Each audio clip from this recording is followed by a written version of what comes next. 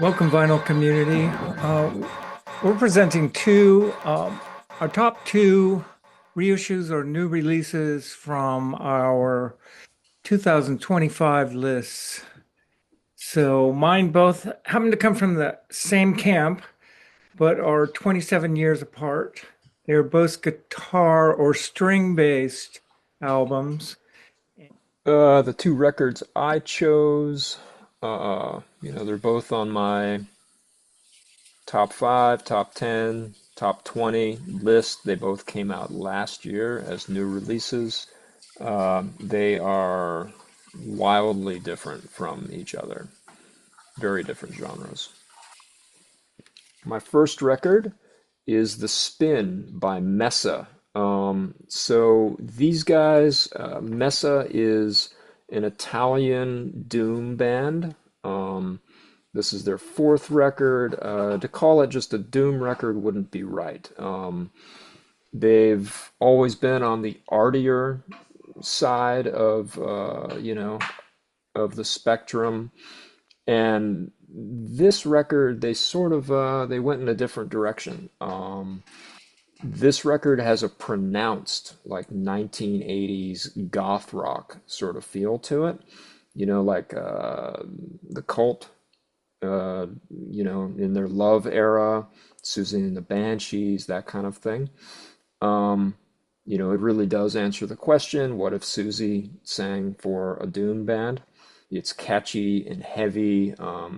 Again, it leans on goth, but it's got flourishes of, various metal subgenres. The riffs are big. This is, still at bottom a metal record. But there's a number of pretty fast-paced sort of songs that rock. And then there's longer, kind of slow build songs that in the 1980s you would definitely have called power ballads. Front woman, I forget her name, but her voice gets better with every album. It sounds great here. And the songwriting is tight and, again, super catchy. Great record. It's pretty different. This is the second album, self-titled, by Cosmic Tones Research, a spiritual jazz trio from Portland, Oregon. So this is spiritual jazz as it shades into ambient. I think it's fair to say. It's quite varied, but overall, I think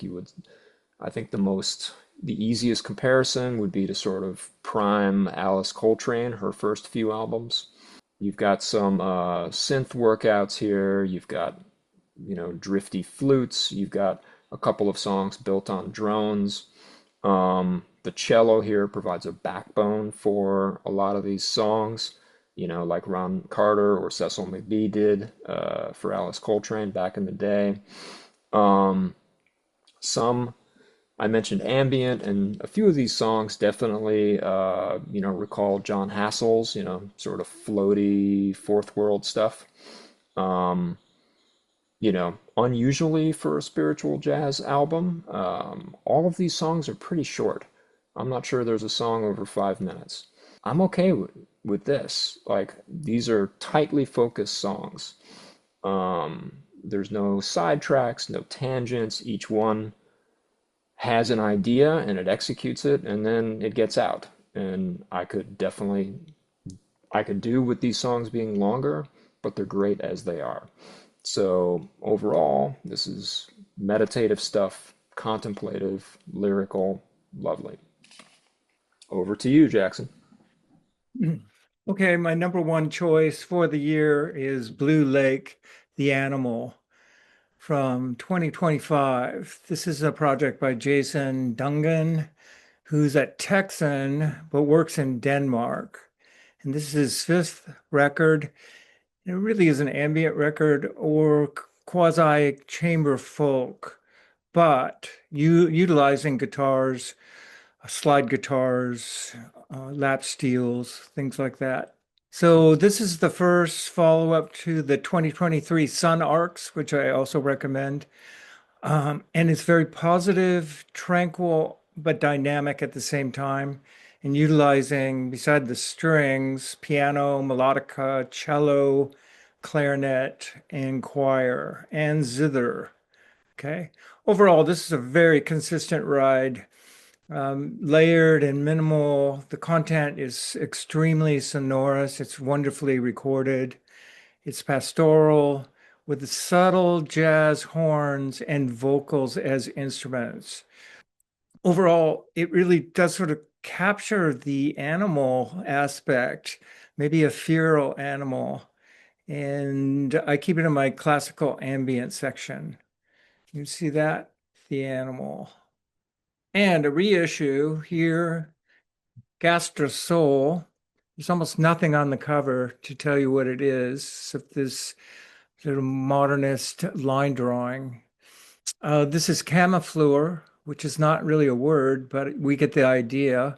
It's also his fifth album from '98, released on Drag City. And I read somewhere it's considered an art pop masterpiece. And I would say it's very different than the other work of Gastrosoul. So it's more positive, it's more lighthearted.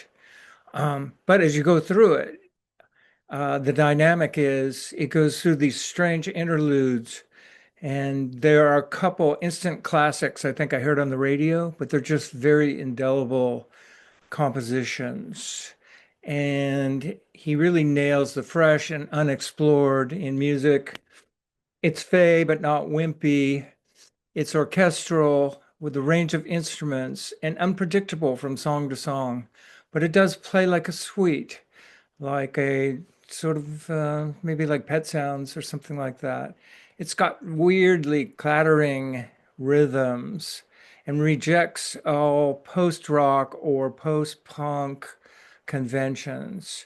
It's quasi-folk with a bit of jazz and some malfunctioning electronics, which are charming, and of course the guitars, which is what you're going to take away. It's the impressive guitar interactions. The vocals are used as an instrument, and it's sort of a modern update of the Canterbury sound. It definitely does not rock, and I keep it in my prog section. It's a talking head. Take it away. Okay. All right. It definitely does not rock. So it sort of reads as ambient, but it catches your attention from time to time. Knock on wood. Knock. It's fine. Only 59 seconds too. Stick around. There's always something weird at the end. Improvisation and reconstruction. Definitely recognize him because he's a movie star. So keep cutting away, and it still Feels feels gigantic. gigantic.